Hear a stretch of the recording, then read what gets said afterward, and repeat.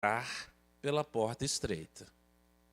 Né? Presta atenção, né? Gasta energia em entrar pela porta estreita. Ok? Então, essa estreiteza é uma metáfora, ok? Eu tenho um amigo que ele falou, como Jesus falou que a porta é estreita, lá em casa só tem porta de 70 centímetros. Tem algumas de 60. Tem algumas que eu entro meio de lado. Não. É uma alegoria, né? É uma metáfora, tá certo? Estreiteza no sentido da redução dos nossos desejos, por exemplo. Redução das ambições. Redução da ideia que fazemos acerca de nós mesmos. Essa é a parte mais difícil. Né? Porque às vezes a gente se acha, não é? Hoje, com as redes sociais, não tem um monte de gente que fica famosão? Aí fala, tenho milhões de seguidores. Eu adoro isso. Aí você entra na página da pessoa, passa lá 15 posts, e você fala, meu Deus, por que ele tem esse monte de seguidores? Até agora não disse nada de nada. Né? Alguns têm milhões de seguidores porque só fazem uma dancinha na frente da câmera. Não é legal isso? Isso é um convite do mundo para nós? O que vocês acham? Não é uma coisa que o mundo está dizendo, olha, venha participar desse mundo, onde você tem milhões de seguidores, e agora eu adoro os termos, você monetiza, ganha dinheiro, porque a sua rede social está bombando. Eu fico imaginando um espírita com milhões de seguidores, faço muita prece por eles. Porque se eles têm milhões de seguidores, né, trazendo algo de útil para todos nós, ótimo. Mas é só vendendo o próprio eu, vai ter problema lá do outro lado, vai? Ou não? Então, para a gente iniciar esse estudo, vou ler o primeiro parágrafo, mas antes nós vamos fazer 2 acordos. Acordos iniciais. Aí vocês veem se vocês concordam comigo. Primeiro acordo. Quando eu sou convidado para o Espiritismo, eu preciso reler ideias, hábitos, ações que antes eu praticava com tranquilidade e nada me incomodava. Por quê? Porque o Espiritismo ele traz uma gama de informações do plano do espírito e propõe um monte de modificações nos hábitos de vida. Eu, uma vez, num estudo, eu disse assim, o Espiritismo propõe uma leitura das Escrituras consideradas sagradas, uma leitura crítica. Para os espíritas, é necessário fazer uma leitura crítica, por exemplo, como é o nosso caso de sermos cristãos, da Bíblia. Falei, não, agora sou expulso daqui, nunca mais me chamam para falar. Mas está lá, Kardec fala isso lá no livro Gênesis. A Gênese de Kardec. Ele fala, olha, nas escrituras ditas sagradas, não podemos nos esquecer. Número 1, foram escritas por homens. Número 2, a inspiração, vou colocar nos termos religiosos, do Espírito Santo chega até qualquer um de nós, ok? E será melhor traduzida, o escritor da Escritura Sagrada vai escrever melhor, mais fielmente, se ele próprio estiver harmonizado com a lei. Possuir uma estrutura moral mais amadurecida. Pensar no processo de sintonia como um processo extremamente delicado e, por fim, baixar a bola acerca de si próprio. Eu exagerei em algum argumento aqui? Eu fugi daquilo que o Espiritismo nos ensina? Somos o que somos. Aonde quer que estejamos. Então, muitos erros que acontecem, eu posso considerar um hábito social do povo hebreu como inspiração de Deus? Vou passar muito aperto. Não vou. Hábitos de alimentação, vou passar perto. Né? Eu, por exemplo, se olhar os hábitos dos judeus, eu estou no inferno. Né? Eu tenho hábitos de alimentação totalmente diferentes deles. Hábitos sociais com relação à mulher. Eita. Quem gostaria de ser uma mulher judia agora, no século XXI? Levanta a mão. Percebe? São hábitos lá. Isso quer dizer que Deus determina que as mulheres sejam de acordo com a filosofia judaica? Não. 1000 vezes não, né? Tantas conquistas que as mulheres têm conseguido, né? Uma expansão, um empoderamento, uma igualdade de valores e direitos. Nós vamos desprezar isso porque está na Bíblia? Não é mesmo? E outras coisas exageradas e absurdas dos hábitos, né? Vocês se lembram da passagem com Jesus da mulher hemorroíça? Estou dando exemplos, tá, gente? Lembra-se? Tinha uma mulher que tinha um problema de saúde e ela sangrava, né? Ela tinha uma hemorragia que era constante. Havia 12 anos. Imagina o sofrimento dessa criatura, gente. Né? A mulher tem uma menstruação, o ciclo dura ali, sei lá, 6 dias, 5 dias, 4 dias, dependendo, varia. Essa não, essa era todo dia, 12 anos. E Jesus faz a cura dela. Sabe o que a religião judaica fala a respeito disso? Falava, né? Graças a Deus já evoluiu muito. Falava que ela era amaldiçoada. Isso é da lei divina? Deus amaldiçoa a pessoa que está doente? Tá certo? Então, Kardec fala com muita tranquilidade, precisamos olhar as escrituras ditas sagradas com tranquilidade e separarmos o que é divino do que é humano. Conseguimos fazer isso? Então vamos lá, primeiro acordo. Precisamos entender a proposta espírita para as nossas vidas, entendendo que ele faz uma proposta de olhar diferente. Se a gente abrir a internet agora e falar assim, qual o objetivo da vida? Alguém vai responder os termos espíritas para o objetivo da encarnação? Dificilmente. Aí uma vez estava no grupo de estudos, eu falei, qual que é o objetivo da vida? Aí uma pessoa respondeu assim, estamos aqui para sermos felizes. Falei, que joia. Estamos aqui para sermos felizes. É duro ser espírita. Alguém que já quer abandonar o bonde? Está em tempo. Porque o que o Espiritismo fala a respeito do objetivo da vida? Ou melhor, vamos mudar. Estamos aqui para sermos felizes? Vamos considerar a resposta. O que o Espiritismo fala o que é felicidade? Vocês se lembram? Está lá no Livro dos Espíritos. E é interessante que os Espíritos sempre separam, mostram para a gente que são duas questões. Uma questão espiritual e uma questão material. Então eles falam assim, a resposta deles. O que é felicidade? Considerando que estamos aqui na Terra. Aí os Espíritos respondem, no aspecto material, a posse do necessário. Vamos conceituar necessário aí, gente. Cada um tem o seu necessário, né? Não tem?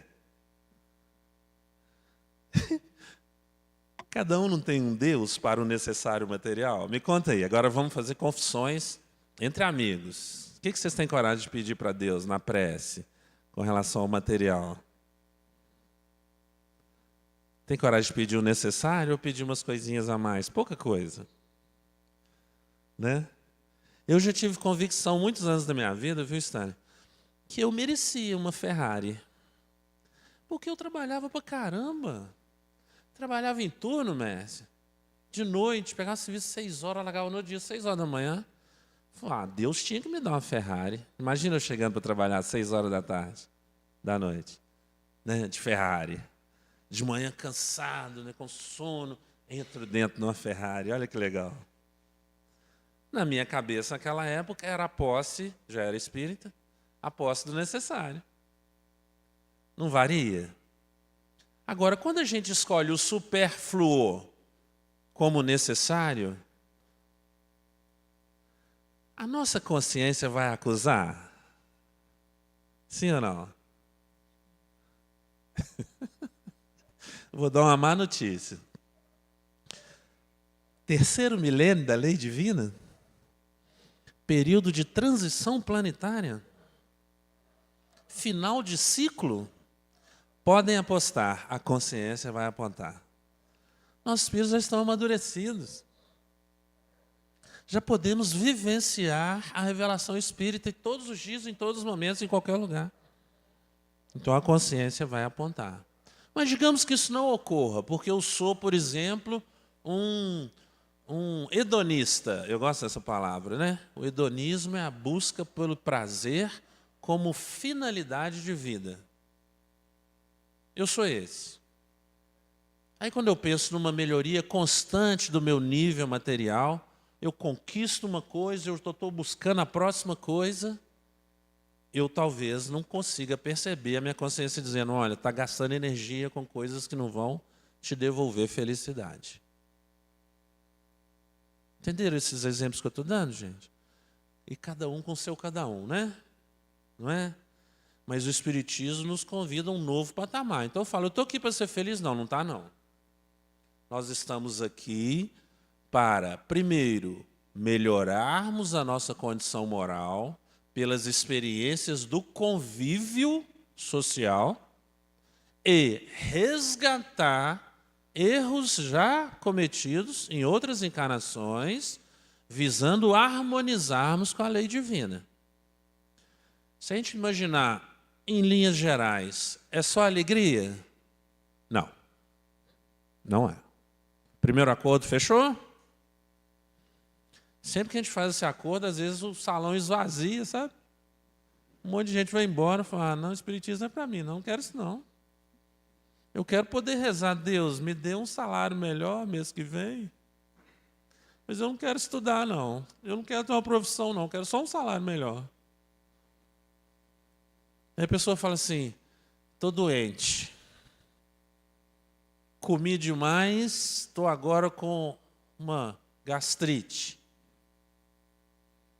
Comi errado, estou com gastrite. Aí a prece dela é assim, Deus, me ajuda a sarar a gastrite. Aí Deus pergunta mentalmente para ela, para que, Everson? Para eu poder continuar comendo muito. Estou no hospital porque bebi demais. Estou no hospital porque fumei demais. Estou no hospital porque falei mentira demais. Adoece falar muito mentira? Adoece. Né? Negligenciei os meus deveres. Ignorei os meus deveres. Eu fico doente? Podem ter certeza, são as doenças mais graves. Né? As doenças decorrentes da nossa fuga emocional. É isso que nos derruba. Aí eu chego lá na minha prece, em cima da cama, cheio de agulha fincada nos braços, cheio de remedinho tomando, né? Porque as enfermeiras não deixam dormir no hospital. Alguém já ficou internado? Enfermeira é coisa né? Não vou falar nada não, né? São pessoas aí, tem alguma enfermeira aí, gente? São coisas de Deus, viu? Mas vai gostar de acordar a gente, na hora que a gente começa a dormir, né? Remedinho. Aí eu faço a prece para poder me curar, para voltar nos mesmos hábitos anteriores. Isso se dá tanto nas questões materiais, de vícios materiais, como nas questões morais. Né? A pessoa fala assim, já viram o site de encontros? Outro dia eu li um site, eu ouvi falar que tem um site que chama Alma Gêmea. Aí a pessoa entra no site que ela quer arrumar um namorado, uma namorada, uma pessoa, né? Um relacionamento afetivo, e ela fala assim, ele pergunta, como você é? Nossa, eu nunca vi tanta mentira. Como você é? Aí o Everson respondendo, eu sou uma pessoa independente financeiramente, eu sou uma pessoa muito alegre, feliz, gosto de viver a vida, gosto de viajar, gosto de bons restaurantes, eu gosto de conhecer pessoas, né? Sou uma pessoa muito altruísta, adoro praticar caridade. Qual a pessoa que você gostaria de conhecer? não faço muita questão da beleza física, não. Mas que pelo menos não esteja acima do peso. Que seja uma pessoa extrovertida, inteligente, que tenha um curso superior, que fale algumas línguas para ajudar quando a gente for viajar, que seja independente financeiramente, que seja alto astral. Pensei, gente, até eu que sou mais bobo queria uma pessoa assim, não. Eu que sou mais bobinho, eu quero um par desse. Né? Aí vem o Espiritismo e diz o que sobre isso? As pessoas existem? Quem se considera uma pessoa assim, mais ou menos, igual eu narrei? Ah, todo mundo tão humilde. Já deve estar, né? Aí a gente fala assim, olha, as uniões, né? O casamento é uma ordem de progresso. Em virtude da questão da monogamia, né? Do respeito ao outro. É progresso. Não é mesmo? Muito bom que haja o casamento. Aí eu penso, esse espírito era solteiro. O espírito que escreveu isso lá no Livro dos Espíritos era solteiro. Porque eu falo com a minha mulher, eu falo, amor, se eu morrer hoje, eu vou para o céu direto. Você é a culpada disso. Porque eu tenho que exercitar todas as virtudes. Eu me tornei uma pessoa boa por você. Pedindo a Deus paciência, calma, né? Que ela arrume um trabalho e fique até às 10 da noite trabalhando, para conviver um pouquinho menos. Nossa, ela ouvia isso em instantes, já estiver assistindo. Amor, te amo. Entenderam o que eu estou colocando? Estou brincando com coisas que são do nosso dia a dia. Dizem que o seguidor perguntou, né? O discípulo perguntou para o mestre, mestre, qual que é a mulher melhor? Né? Eu queria uma mulher que seja prática com as coisas da vida, mas que também seja amável, amiga, companheira, suave. Aí ele falou, olha, meu filho, procura, né? Vai atrás. Né? Aí ele procura muito, aí ele encontra essa pessoa. Ela era sensacional em todos os aspectos. Aí ela foi e não quis ele, não. E aí ele falou, mas como assim, gente? Encontrei a mulher perfeita e ela não me quis. Por que seria? Né? Aí voltou no sábio, o sábio falou com ele, perfeito é difícil, né, meu filho?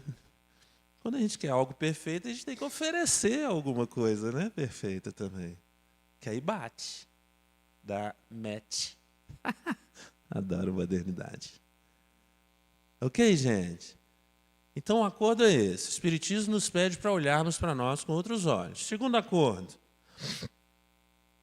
Quando a gente pensar nesses aspectos da revelação espírita, primeiro vamos olhar para nós. Vamos olhar para nós primeiro. E o que normalmente a gente faz é olhar para o outro. Apontar o dedão. Né? E para nós, como vai ser? Tá certo? Outra coisa, quem desiste de nós, só nós mesmos. Deus não desiste de nós, não. Até o mais feinho, moralmente falando, feinho nos hábitos, Deus confia e acredita nele. Então, quando fala assim, olha, para você evoluir moralmente, você tem que evoluir intelectualmente também. É verdade ou é mentira? Palavra do Espiritismo, vocês concordam? As asas da liberdade, né? É o sentimento e a razão. Então tem que evoluir intelectualmente também. Aí eu falo assim, mas isso aí não dá para mim não. Eu já sou 60 a mais, eu tenho por exemplo, tá, gente? Uma baixa escolaridade. Tá? É diferente de cultura, por exemplo, ok? É diferente de conhecimento, sabedoria, uma baixa escolaridade. Eu devo correr atrás de resolver isso, sendo espírita? Ou eu posso dizer assim, como que é o seu nome mesmo? Desculpa, querido. A Rosângela falou, meu aniversário ontem, viu, gente? Aniversário da Rosângela ontem.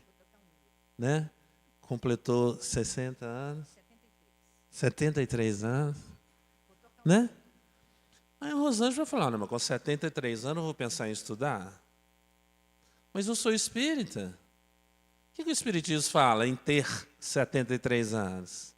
que ele fala, Rosângela? Muitos anos de ensinamento, né? Sim. Ainda tem muito que aprender. Tem muito que aprender. Né? Quantas vezes vocês acham que nós já tivemos 73 anos? Várias. Eu, antes de vir para cá, olhei a ficha de vocês, já foram mais de 100 vezes que tiveram 73 anos. Eu posso, então, encerrar alguns aspectos da vida porque eu alcancei determinada idade? Não. Sendo espírita, não. Mas eu vou estudar igual um jovem de 20 anos na universidade? Também não. Então é com inteligência. Mas esse processo não pode parar. Tá certo? Eu falo assim, não, como meu filho não tem jeito, não. Tem sim. Tem jeito sim. Mas ele já fez 30 anos e não resolveu nada. Já tentei de tudo. Então pede para Deus desistir também dele.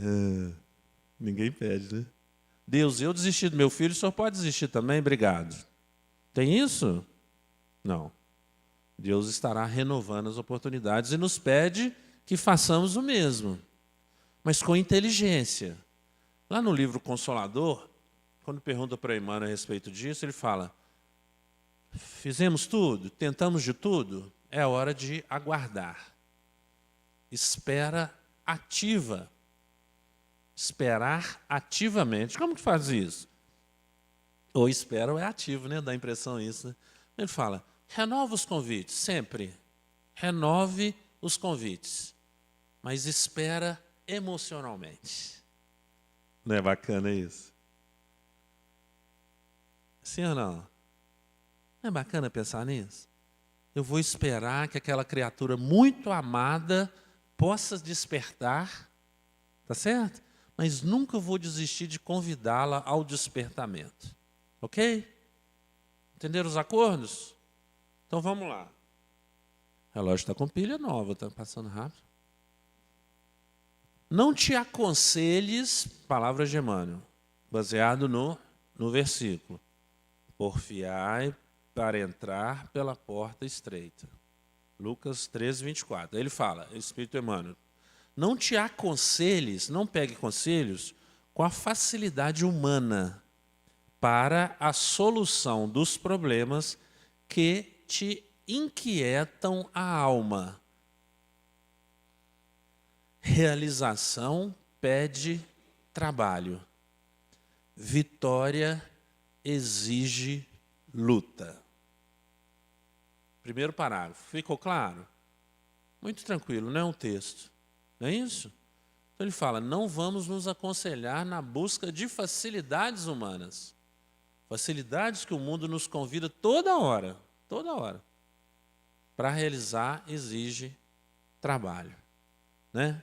Tem aquele ditado antigo que fala, o único lugar em que sucesso vem antes de trabalho é no dicionário. Só lá. Então, ele fala aqui assim, muitos jornadeiam, muitos caminham no mundo, na larga avenida dos prazeres efêmeros. Larga avenida dos prazeres efêmeros, né? Passageiros. E esbarram no cipoal do tédio ou da intemperança. Né? Conhece uma pessoa intemperante, destemperada? Conhece ou não? Como é que é uma pessoa destemperada? Nervosa, agitada, ansiosa, desequilibrada, qualquer coisa está. Né? Lá em casa tem alguns assim, sabe? Não eu, outras pessoas. Aí, de vez em quando, a gente tem que falar assim, assenta o espírito um pouquinho, de assentar. Né? Acalma o coração um pouquinho. Raciocina um pouco. Não é assim? Então ele diz, muitos caminham, né, na jornada, jornadeiam no mundo na larga avenida dos prazeres efêmeros e esbarram no cipoal do tédio ou da intemperança, quando não sucumbem sob as farpas do crime. Muito atual, né? para todos nós, não é mesmo? Ou caem no tédio, né? No desequilíbrio, se enchem de vícios, ou vão até os extremos do crime, por causa que estamos buscando as facilidades do mundo. Uma vez perguntaram para um companheiro que tinha assaltado um outro e foi preso. Aí perguntaram, você já é preso pela 5ª vez? Você está convicto aí que a sua carreira é essa mesmo? Ele falou, olha, eu confio muito em Deus. E quando eu saio para um trabalho, eu faço uma prece. Então eu penso o seguinte, todo aquele que é assaltado por mim é porque Deus deixou. Então eu mereço aquele fruto daquele trabalho. Mas está coerente, não está? Ou não? Não está com o que ele acredita? O conceito dele de trabalho, o conceito dele de Deus, não está certinho com aquilo que ele pratica? Sim ou não? Né? Já pensaram, vou dar um exemplo interessante, já pensaram no conceito de graça divina? Um conceito forte, né? Religiosamente falando, né? Graça divina. O que é a graça divina? A graça divina é um favor que Deus nos faz, sem que nós nem mesmo tenhamos pedido. Favor gratuito da lei divina em nosso favor.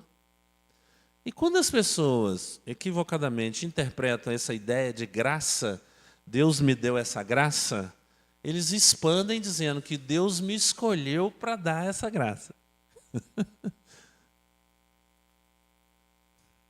Deus pode fazer isso? Pode ou não? Deus pode tudo, gente. Mas Ele faz.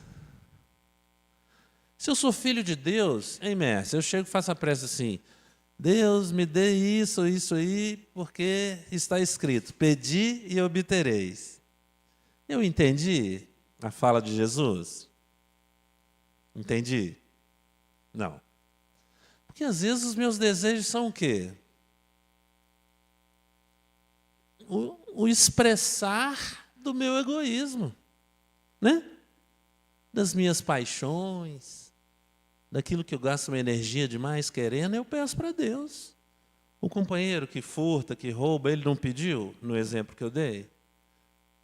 Aí é isso que acontece? Deus favorece aquela criatura? É igual a criança te pedir e falar, mãe, eu quero um maçarico de presente. Eu tenho já 10 anos, eu acho que eu posso usar um maçarico com tranquilidade. O pai vai lá e dá um maçarico para a criança de 10 anos?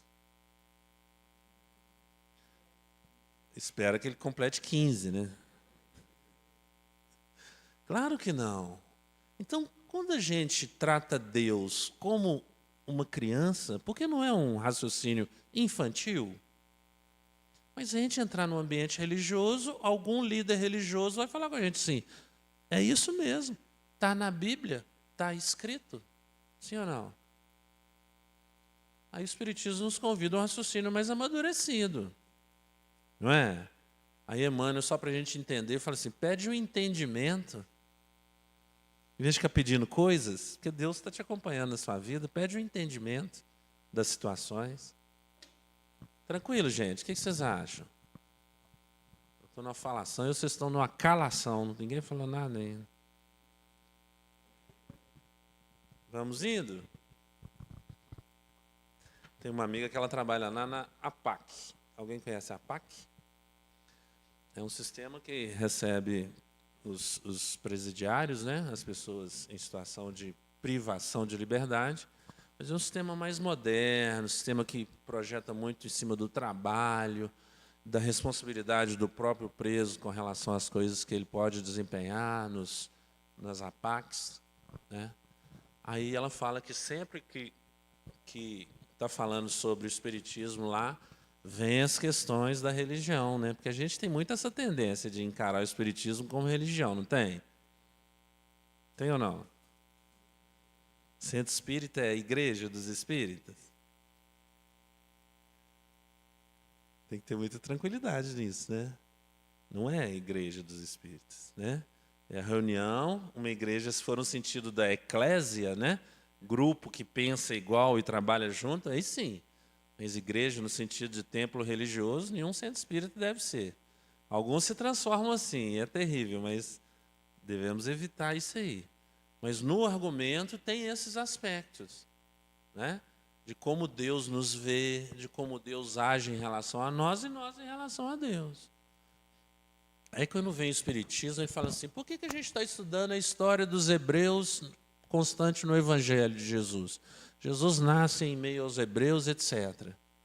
Aí o Espiritismo vem e fala, olha, porque era necessário, aquele povo tinha ideia do Deus único, que ajuda muito no raciocínio religioso.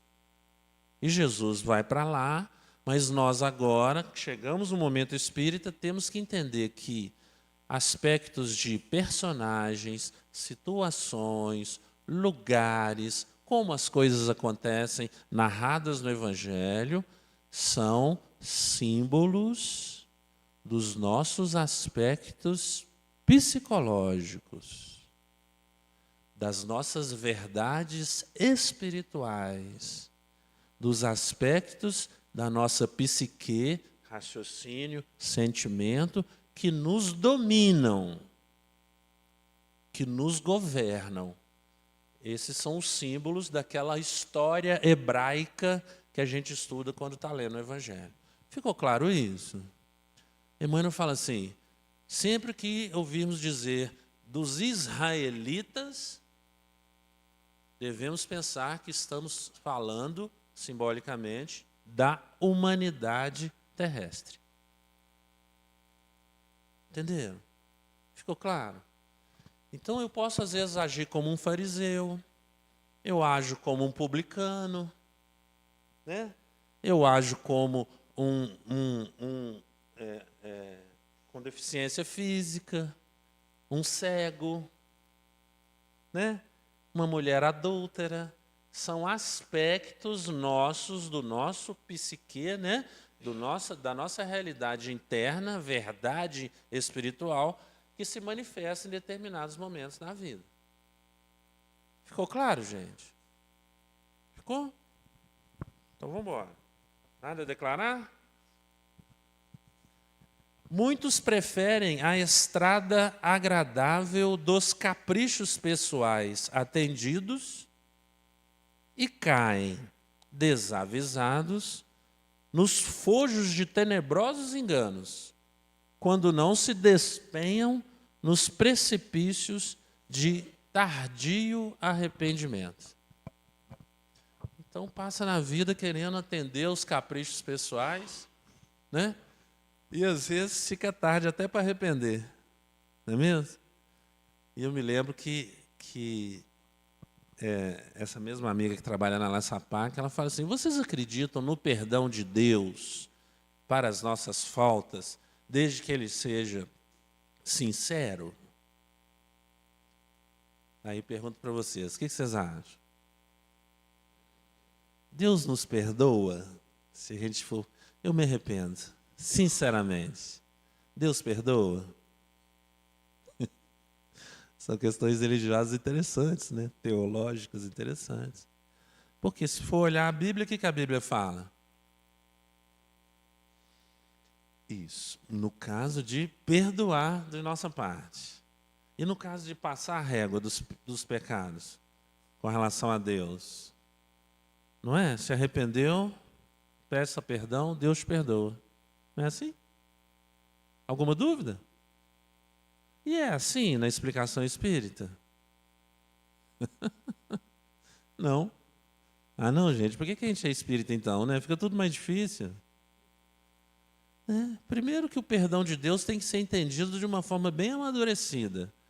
Deus, por exemplo, Ele fica com raiva da gente, igual consta lá na Bíblia? Tem um versículo lá, acho que é próximo do dilúvio, que o versículo fala assim, Deus olha a criação e fala, está tudo errado, e resolve, vou destruir tudo e começar tudo de novo. Conseguimos ver que é um símbolo ou não? Ou a gente acha que Deus ficou com raiva mesmo? Imagina Deus, uma sabedoria infinita com raiva. Fiquei pensando, será que Ele xinga palavrão? Será que Ele olhou para a humanidade e falou, PQP, deu ruim. O que vocês acham? Então tem que interpretar, é um símbolo, não é mesmo?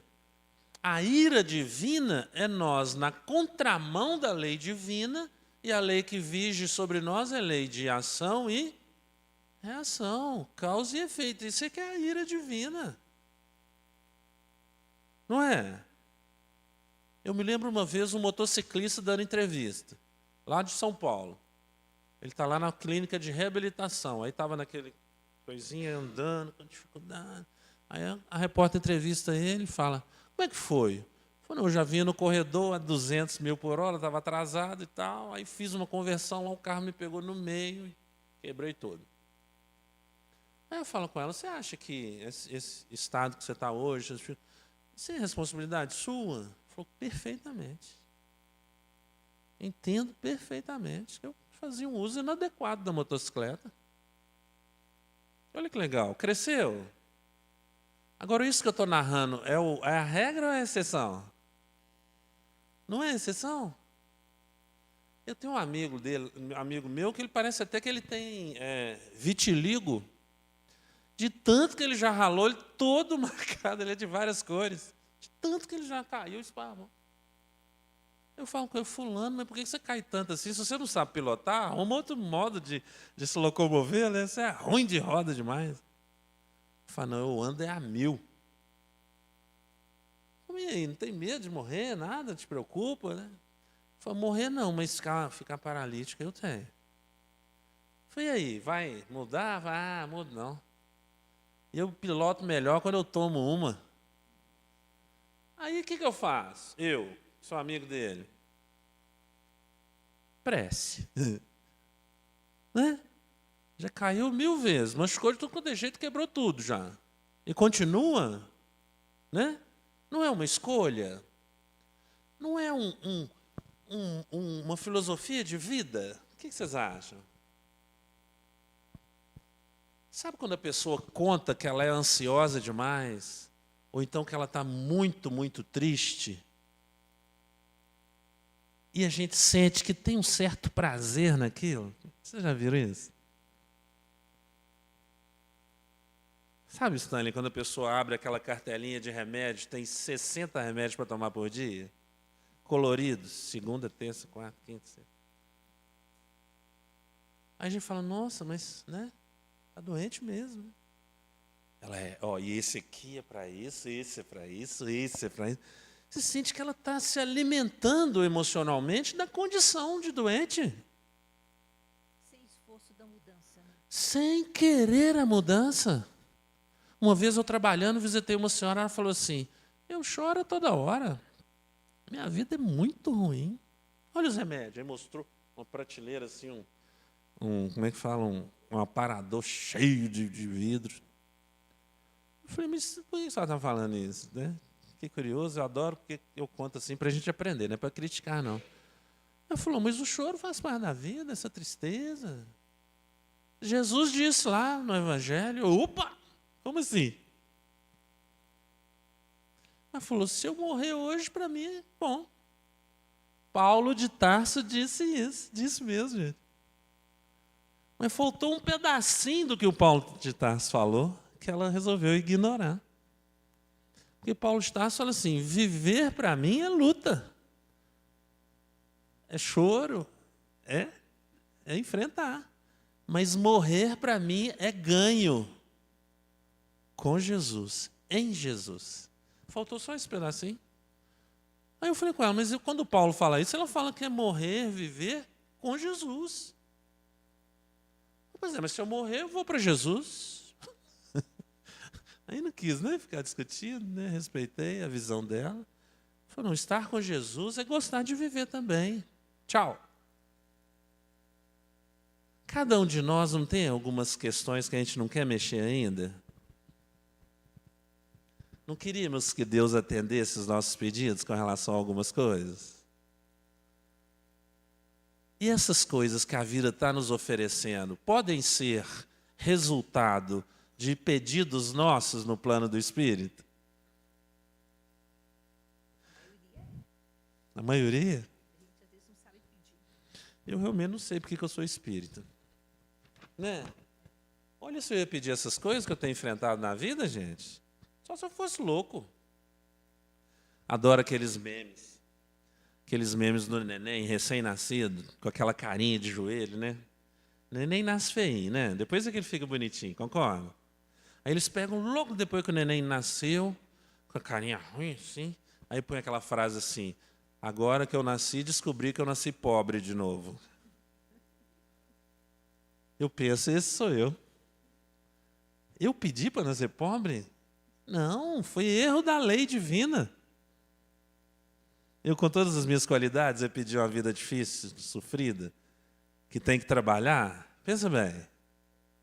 Pegar ônibus, né?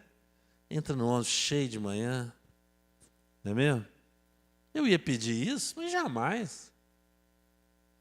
Eu acho que eu merecia a Ferrari, mas eu já passei desse momento, eu não penso nisso mais. Seja qual for a experiência em que te situas na terra, lembra-te de que ninguém recebe um berço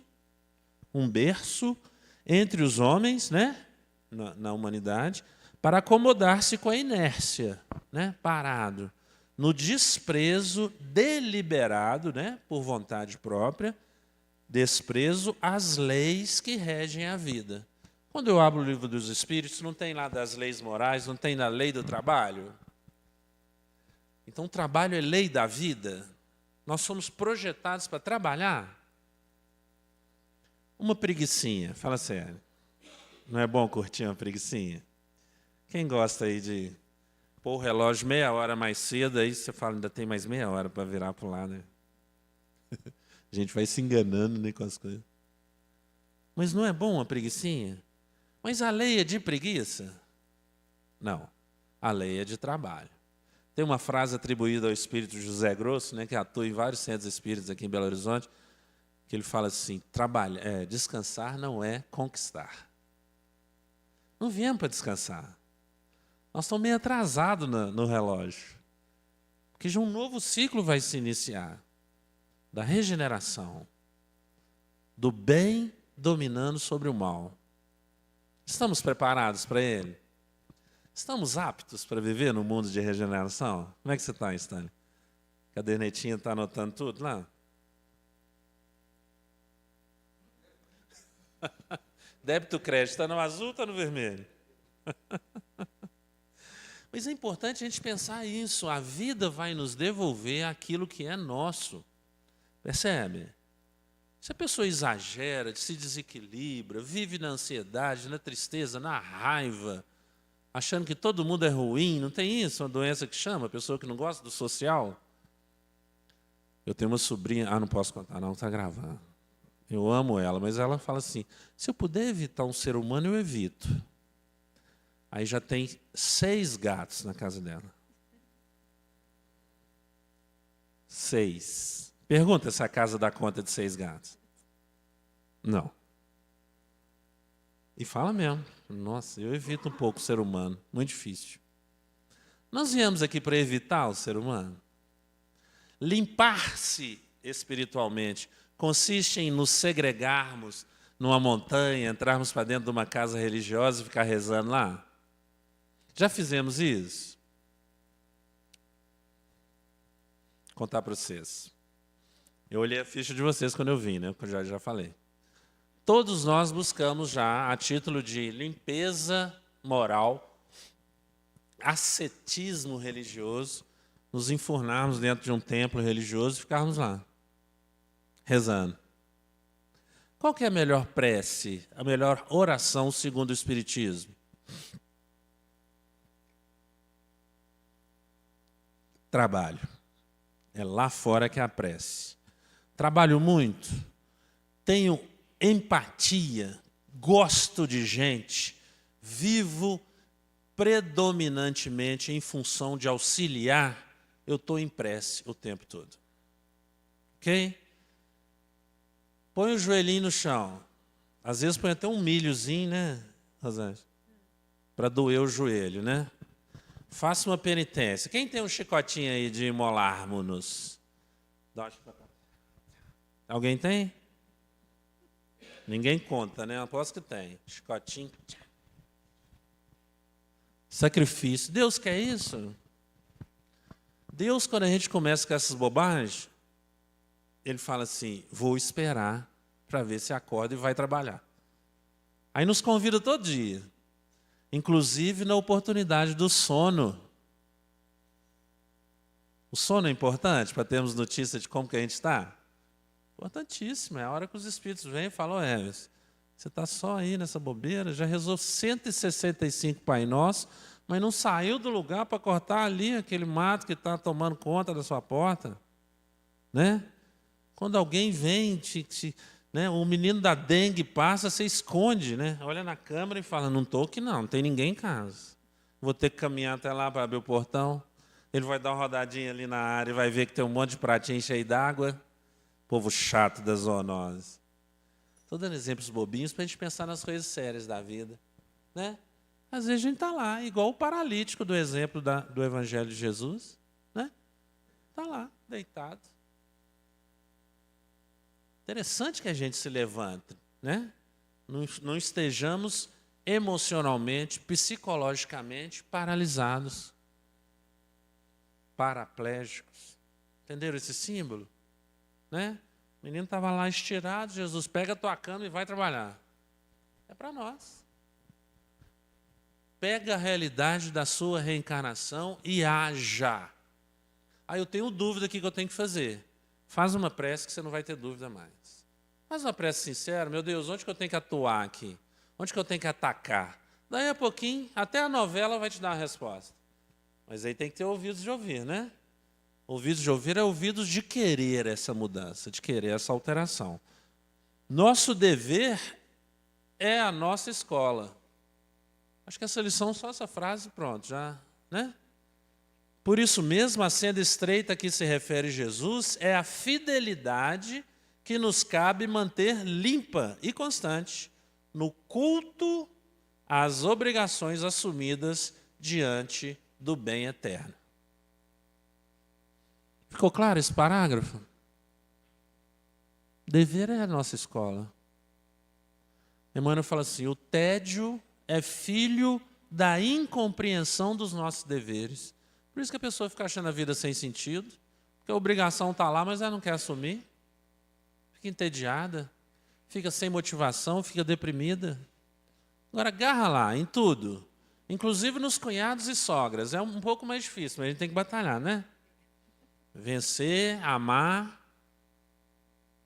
Eu faço muita pressa, porque eu acho que nesse negócio de cunhado e sogra, Deus, sei lá, não quero pôr culpa em Deus não, mas pegou pesado.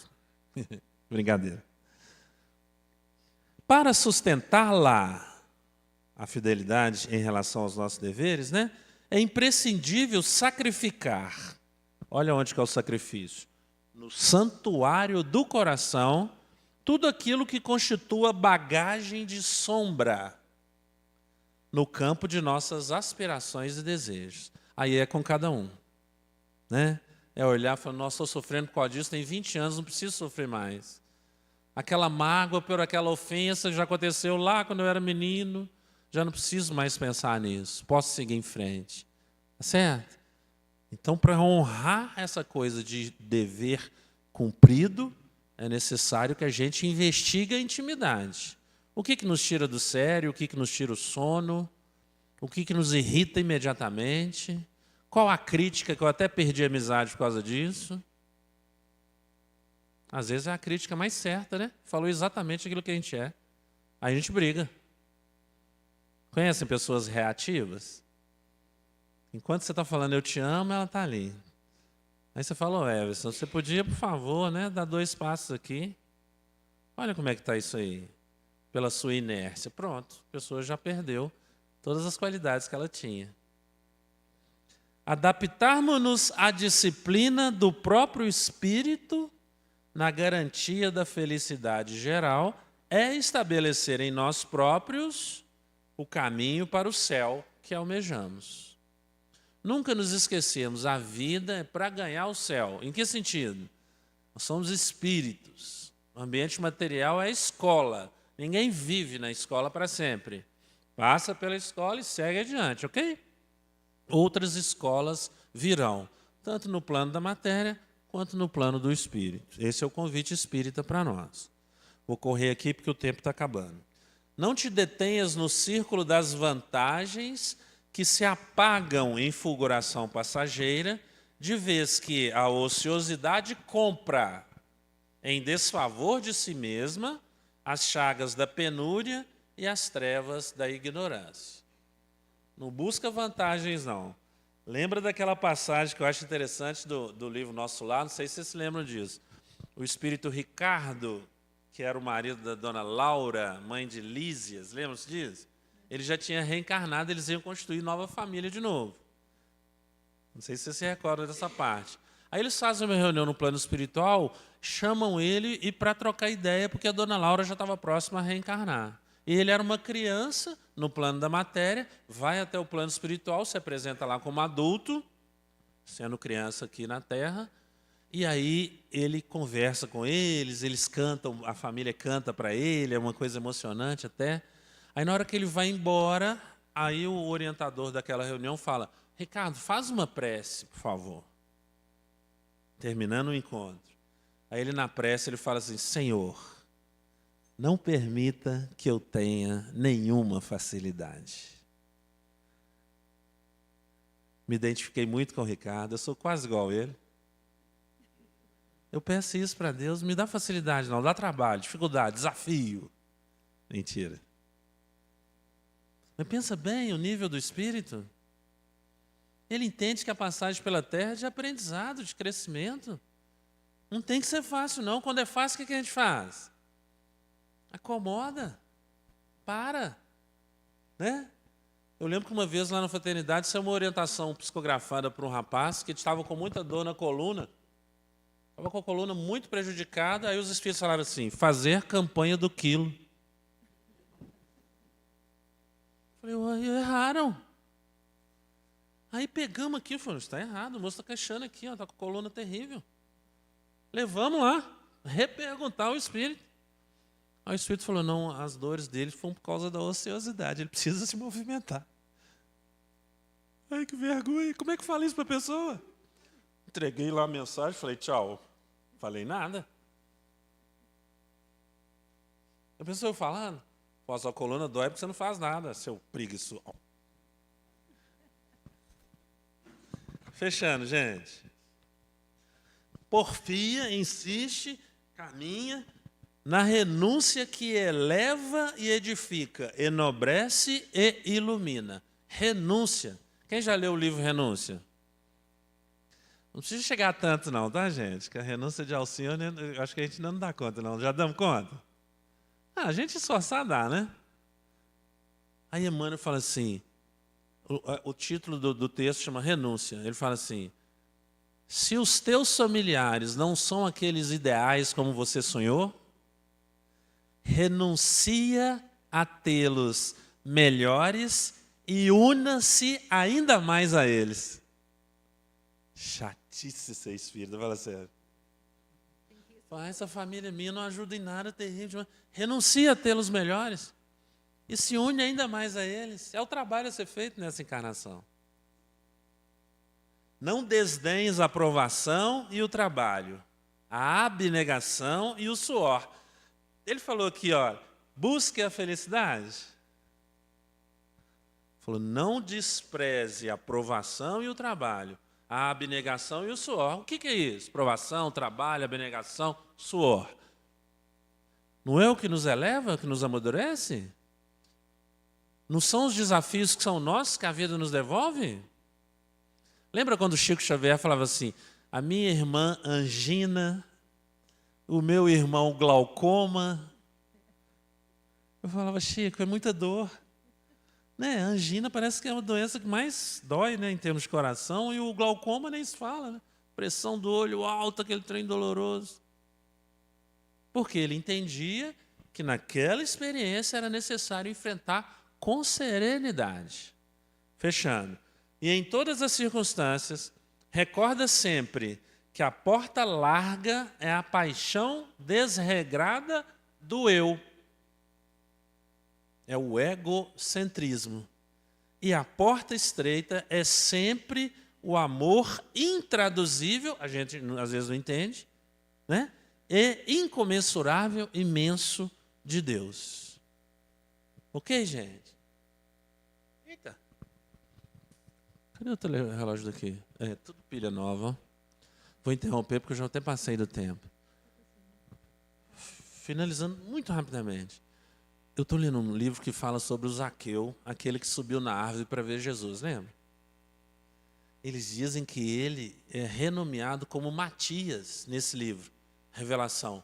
Como Matias, aquele apóstolo que substitui o Judas.